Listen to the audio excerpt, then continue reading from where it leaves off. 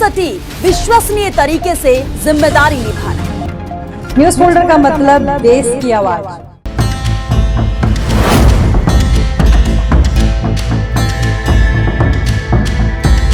उत्तर पूर्वी दिल्ली के दयालपुर थाना क्षेत्र में शनिवार शाम को हुई घटना ने लोगों को चौंका दिया।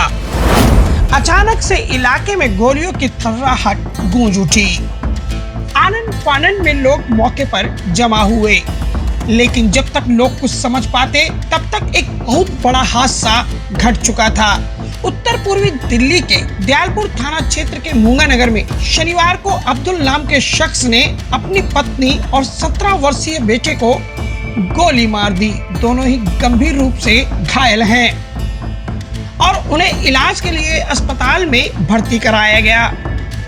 जानकारी के मुताबिक आरोपी अब्दुल करीम जहांगीरपुरी का रहने वाला है और लंबे समय से उसका अपनी पत्नी के साथ विवाद चल रहा है और इसी विवाद के चलते उसकी पत्नी जहांगीरपुरी से दयालपुर अपने मायके रहने आ गई, जहां बीते कई महीनों से वह रह रही थी।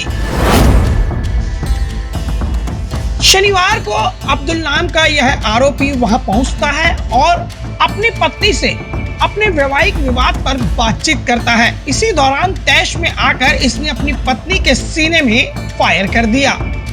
जैसे ही बेटे को यह गोली की आवाज सुनाई दी तो वह अपनी मां को बचाने के लिए आगे आया। तब आरोपी अब्दुल करीम ने अपने बेटे के ऊपर भी गोली चला दी। आनन फानन में वहां के स्थानीय लोगों ने घायल को जग प्रवेश अस्पताल में भर्ती कराया, जहां दोनों का ही इलाज जारी है।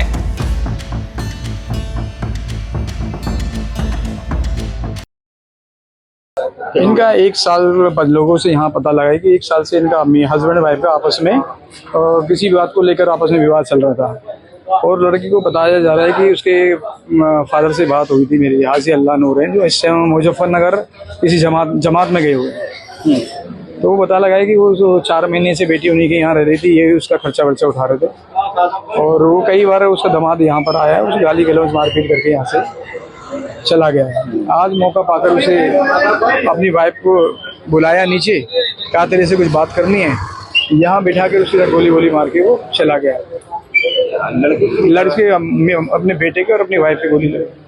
किस तरीके से देखें इस घटना को? छोटे से आपकी कहा सुनती चलती है? देखा मैंने कुछ नहीं, मौके पे जो जगह पुलिस के साथ पूरी टीम आई है, जब मौके पे पता लगा है तो 4 गोलियां मिली है यहाँ पर। नहीं, मेरा मतलब कहना है कि किस तरीके से घटना को देखते हैं कि आपकी कहा सुनी घटना सामने आई। हाँ, बहुत समझ घटना है, तो ऐसा नहीं करना चाहिए। कोई बात है मैं बैठ के सॉर्ट आउट कर देना चाहिए। इस तरह थोड़ी कुछ झांसी मार दे अपनी वाइफ को, ये बहुत नाजुक मामला है। लगातार आरोपी अब्दुल जहांगीरपुरी में रहता है और उसका अपनी पत्नी से आए दिन झगड़ा होता था। इस वैवाहिक विवाद के चलते बात इतनी बढ़ गई कि उसकी पत्नी ने उससे अलग रहने का फैसला किया। इस घटना के बाद मौके पर पहुंची पुलिस ने जांच शुरू कर दी है। फिलहाल गोलीकांड के पीछे कोई बड़ी वजह साफ नहीं हो पाई है। पुलिस का कहना है कि पीड़ितों के बयान और सबूतों के आधार पर आगे कार्रवाई होगी, लेकिन फिलहाल इस बात को आधार माना जा रहा है कि जो पति पत्नी के बीच लंबे समय से विवाद था, उसी को लेकर शायद यह गोलीकांड हुआ है।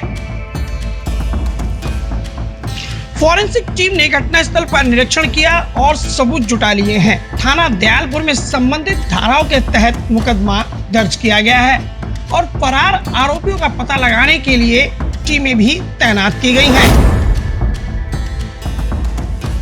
इलाके में इस गोलीकांड को लेकर सनसनी है और हर किसी के मन में यही सवाल है कि आखिर वह कौन सी वजह है कि जिसमें आरोपी अब्दुल करीम ने अपनी पत्नी और जवान बेटे पर फायरिंग कर दी। नई दिल्ली से न्यूज फोल्डर के लिए सैफी गुलशन सैफी के साथ किरण।